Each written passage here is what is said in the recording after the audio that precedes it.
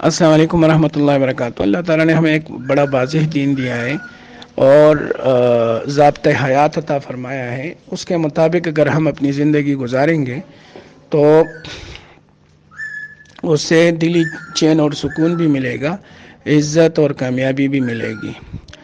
یہ جو ہم کبھی بالوں میں، کبھی کپڑوں میں، کبھی کس میں مختلف قسم کے نخرے کرتے ہیں، تو یہ سارا غیر مسلموں کی ماحول سے، ان کے کلچر سے اور اسکرین پر ان کی معاشرت کو دیکھنے سے ہمارے اندر در آئی ہے۔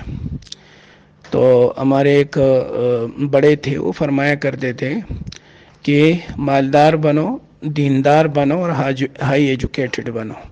دین بھی سیکھو، دنیا بھی سیکھو، اور اتنا مال بھی کماؤ کہ دوسرے کا محتاج نہ بنو، لیکن ساتھ ساتھ دیندار بھی بنو۔ یہ دین ہمیں اللہ تعالیٰ نے صرف اس لیے نہیں دیا ہے کہ ہم یہ کہیں ہم مسلمان ہیں، بلکہ ہمیں چاہیے کہ ہمیں اپنے طریقوں کا علم ہو، اپنے لباس پوشاک کے بارے میں علم ہو، اور اس پر سختی سے کاربند ہو۔ آپ لوگوں نے دیکھا ہوگا یہ جو سکھ لوگ ہوتے ہیں تو یہ جہاں بھی جائے پگڑ باندھا ہوا ہوتا ہے، کبھی کبھی دھوتی بھی پہنی ہوئی ہوتی ہے، لیکن آیا ہمارا حکمران بھی اس طرح کرتا ہے؟ وہ جب جاتا ہے تو انگریزی بال کاٹ کے جاتا ہے، داڑھی کاٹ کے جاتا ہے، اور خوب ٹائی اور پینٹ شرٹ پہن کے جاتا ہے، اور پھر وہاں جا کے ان کے سامنے سجدہ ریز ہوتے ہیں، اور ان کے حمد و ثنا گانے کے بعد پھر وہاں سے جو حکم ملتا ہے تو اس کو اپنے ہاں پھر لاگو کرنے کی کوشش کرتے ہیں۔ تو یہ کیا وجہ ہے؟ آیا ایک سکھ جس کو ہم غلط مذہب کہہ رہے ہیں، جس کی نہ کوئی بنیاد ہے، نہ کوئی سرے ہیں، نہ کوئی پائے ہیں، وہ اپنے دین پہ گامزن ہے، وہ کرکٹ کے میدان میں بھی پگڑ باندھا ہوا ہوتا ہے، اور ہم تھوڑا سے جو ہے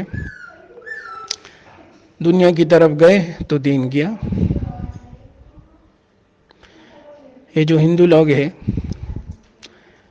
ان کو دیکھیں آپ، جہاں جائیں اپنا پاجامہ، اپنی دھوتی باندھی بھی ہوتی ہیں، اور اپنی روایات اور کلچر کو ہر جگہ عام کرنے کی کوشش کرتے ہیں۔ خواتین کو دیکھو، ہر جگہ ساڑیاں باندھی بھی ہیں اور مخصوص قسم کے خال وغیرہ لگائے ہوئے ہیں، تو یہ ان کے دین کا حصہ ہے، لیکن ہم اپنے دین پہ شرماتے ہیں۔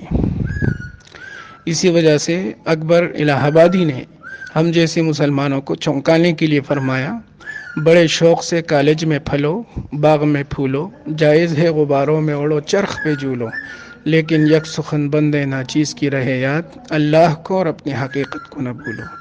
تو یہ جو ہم تھوڑے سے یونیورسٹی میں چلے جاتے ہیں اور میڈیکل کر لیتے ہیں اور بڑے عہدے پہ چلے جاتے ہیں تو ہمارا دماغ گم جاتا ہے، اور ہم اسلام پر چلنے میں اپنا ناکامی اور بیکورڈ ہونا تصور کرتے ہیں۔ حقیقت یہ ہے کہ ہماری بڑی نااہلی اور بدقسمتی ہے۔ اسی وجہ سے اللہ کی جو مدد ہے ہمارے ساتھ ہوتی تھی، اب وہ بھی نہیں آتی، اس وجہ سے کہ 1% مسلمان ہمارا ایسا ہے جو دین پہ قائم اور دائم ہے، باقی 99% وہ ہے جو دین سے دور ہے۔ تو بہرحال ہم مردوں کو بھی چاہیے، خواتین کو بھی چاہیے کہ اللہ کی دین کو مضبوطی سے پکڑے، معلوم کرے لباس کے بارے میں، پوشاک کے بارے میں، بالوں کے بارے میں، زیب و زینت کے بارے میں، رہن سہن کے بارے میں، شادی بیاہ کے بارے میں، کہ اللہ اور اس کے رسول ہمیں کیا فرماتے ہیں۔ ٹھیک ہے، احکامات سیکھیں، ان پر عمل کریں، اور عمل کرنے کی نیت سے سیکھیں۔ تو وہی بات پھر دہراؤں گا، ہم مالدار بھی بنیں اور ہائی ایجوکیٹڈ بھی بنیں، دنیاوی تعلیم بھی خوب سیکھیں، جتنا ہو سکتا ہو شرعی حدود میں رہتے ہوئے، اس کے لیے شریعت کو پائمال نہ کریں، اور ڈاکٹر بھی بنے، اور سائنسدان بھی بنے، اور سائنسی دنیا میں خوب ترقی بھی کرے، اس وجہ سے کہ وہ لوگ جن کو ہم کافر کہہ رہے ہیں، اللہ کے دشمن سمجھ رہے ہیں، انہوں نے اتنی تیاری کی ہے کہ 200 سال ہم ان سے پیچھے رہ چکے ہیں، اور ہم صرف اس بات پہ لگے ہوئے ہیں کہ بھائی بس دیندار بن جاؤ یہی تمہارے لیے کافی ہے. نہیں نہیں نہیں، صرف دیندار بننے سے کام نہیں بنے گا. دیندار بھی بنو، یہ تو سب سے پہلی بات ہے، لیکن اس کے ساتھ ساتھ تم دنیا میں رہ رہے ہو تو دنیا میں اپنے معیشت کو مضبوط کرو اور علوم سیکھو، دینی علوم سیکھو، دنیاوی علوم سیکھو. تو ہر وقت تمہارے بغل میں کتاب ہونی چاہیے. وخیر الجلیس فی الزمان، کتاب. و شاعر کہتے ہیں بہترین جو ساتھی ہیں وہ کیا ہے؟ کتاب ہے. قرآن آپ کے بغل میں ہونا چاہیے، حدیث آپ کے بغل میں ہونی چاہیے، فقہ آپ کے بغل میں ہونی چاہیے، تاریخی اقوام پر آپ کی ایسی نظر ہونی چاہیے کہ ایک ایک قوم کی تاریخ آپ کو معلوم ہو.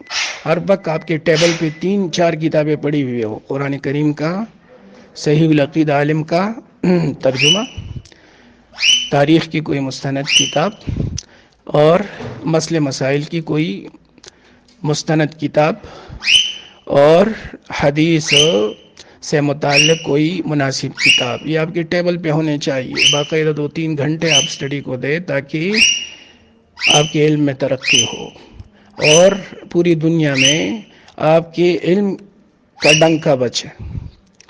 تو اگر اس طریقے سے ہم چلیں کہ 3 چیزوں کو ہم نے مضبوط کیا: دین کو، معیشت کو، اور دینی اور دنیاوی علوم کو، تو پھر یہ مسلمان کسی میدان میں بھی پیچھے نہیں رہیں گے. ورنہ پھر وہی ہوگا: وضع میں تم ہو نصارا تو تمدن میں حنوط. یہ مسلمان ہیں جنہیں دیکھ کے شرمائے یہود. یوں تو سید بھی ہو، مرزا بھی ہو، افغاں بھی ہو، یہ تو بتاؤ مسلمان بھی ہو. تو ہم مسلمان ہونے پہ شرمائے نہیں، داڑھی پہ شرمائے نہیں، بالوں پہ سنت طریقے کے مطابق شرمائے نہیں، سنت لباس پہ شرمائے نہیں. ہماری پگڑی جو ہے صرف مولوی کی علامت کیوں بن گئی؟ یہ تو تمام صحابہ باندھتے تھے، حالانکہ ان میں مولوی بھی تھے، غیر مولوی بھی تھے، تمام پیغمبر باندھتے تھے.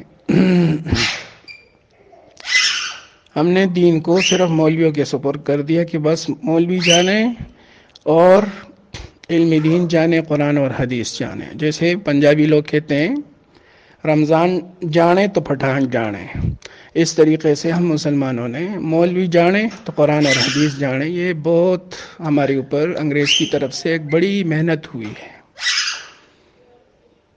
کہ ان کو ایسا نظامی تعلیم دو کہ اندر سے انگریز ہو اور باہر سے چمڑی سے مسلمان نظر آئے.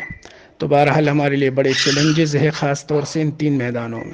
اس وجہ سے میں کہتا ہوں مالدار بنو، پکے ٹکے دیندار بنو، اللہ کے دین پہ، اللہ کے احکامات پہ، سنت رسول پہ کبھی بھی کمپرومائز مت کرو، چاہے سر کٹ جائے.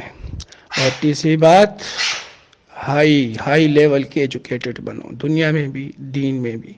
پھر انشاءاللہ کامیابی من حیث الفرد بھی تمہارے قدم چومے گی، اور من حیث القوم بھی، اور من حیث الامت بھی. جب تک یہ 3 کام نہیں ہوں گے اسی طرح ہم پٹاتے رہیں گے. والسلام.